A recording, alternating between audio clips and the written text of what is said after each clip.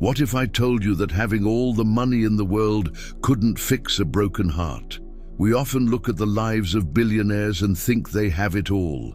Private jets, sprawling mansions, and a life of luxury most of us can only dream of. But behind the glittering facade, are they immune to the same heartaches and pains that we all face? Today, we're diving deep into a story that proves wealth can't shield you from betrayal. This is the tale of a billionaire whose world came crashing down, not because of the stock market, but because of infidelity. Imagine being at the top of the world. You've built an empire from scratch, or inherited a legacy that spans generations. Your name is synonymous with success. Every door is open to you, and everything has a price tag, except, as you're about to discover, loyalty and love. Our story centers on a figure. Let's call him Arthur, a man who commanded boardrooms and shaped industries. To the public, he was an invincible titan of commerce. In private, he thought he had the perfect family, a loving wife, and children who adored him. He provided them with a life beyond imagination. But one day, a single discovery shattered that perfect picture. It wasn't a business deal gone wrong or a rival's corporate espionage. It was a text message. A simple, devastating message not meant for his eyes, revealing an affair his wife had been having for years. Suddenly, the man who could move markets with a single phone call was powerless. The foundation of his personal life, the very thing he worked so hard to protect and provide for, crumbled beneath him. All his billions couldn't erase the words on that screen. They couldn't undo the betrayal or mend the trust that was now shattered into a million pieces. The initial shock was followed by a wave of disbelief. How could this happen? He had given her everything, or so he thought. This is where the story gets really interesting. It forces us to ask a difficult question: what is everything? For Arthur, everything meant financial security, a luxurious lifestyle, access to the best of everything. But in his relentless pursuit of more wealth and more success, had he forgotten the things that truly matter? Had he been present? Had he been emotionally available?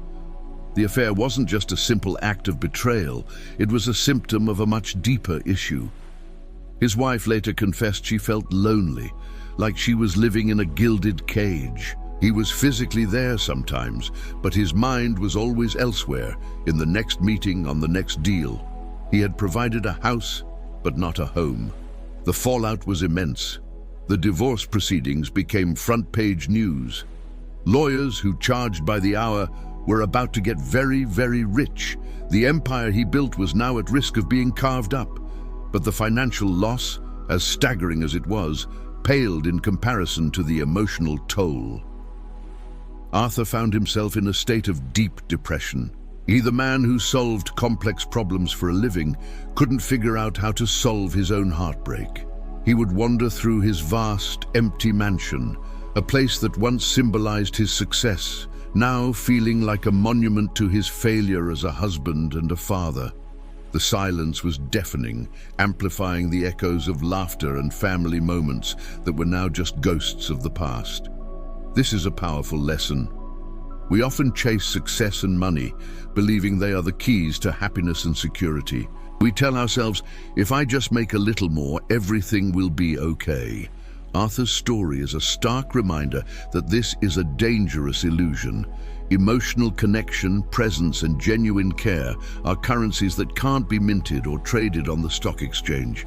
His wife's affair wasn't about finding someone richer or more powerful. It was about finding someone who was simply there. Someone who listened. Someone who saw her not as an accessory to a billionaire's life, but as a person. As Arthur began his journey of healing, he had to confront these hard truths. He started therapy, something he once would have dismissed as a sign of weakness. He was forced to look inward and reevaluate his entire life's philosophy. What was the point of conquering the world if he lost his own family? He began to understand that his obsession with work hadn't just built an empire, It had also built a wall around his heart, keeping out the very people he claimed to love. He had been so focused on providing for their future that he completely missed their present. This situation also brings up the complex dynamics of power and relationships. When one partner holds an immense amount of financial power, it can create a strange and often unhealthy imbalance. The less wealthy partner might feel dependent, unheard, or even trapped. It's easy for the powerful partner to believe that their financial contribution is their only required contribution. They might think, "I provide this incredible life. What more could you possibly want?" But human beings need more than just material comfort. We crave intimacy, shared experiences, and the feeling of being truly seen and valued for who we are, not for the lifestyle we can be given. In the aftermath, Arthur started to make changes. He stepped back from the day-to-day operations of his company, delegating more than he ever had before. He began spending real quality time with his children, trying to rebuild the bonds that had frayed over the years. He started listening, truly listening, not just to what they said, but to what they didn't say. He learned that his children didn't care about a new yacht. They cared about him being at their school play or soccer game. They wanted his time, not his money. It was a painful and humbling process. He had to unlearn decades of behavior. He had to learn to be vulnerable, a concept completely foreign to the hard-charging CEO he had always been. His story isn't just about the pitfalls of wealth. It's a universal story about human connection. It doesn't matter if you have $10 or $10 billion in the bank. If you neglect the emotional core of your relationships, they will wither. Infidelity is often a symptom of that neglect. It's a desperate and often destructive attempt to find a connection that is missing at home. Of course, this doesn't excuse the act of betrayal, but it helps us understand the context in which it can happen. So, what can we take away from this billionaire's heartbreak? First, that true wealth is measured in the quality of our relationships, not the size of our bank accounts. You can be the richest person in the cemetery, but it won't mean a thing.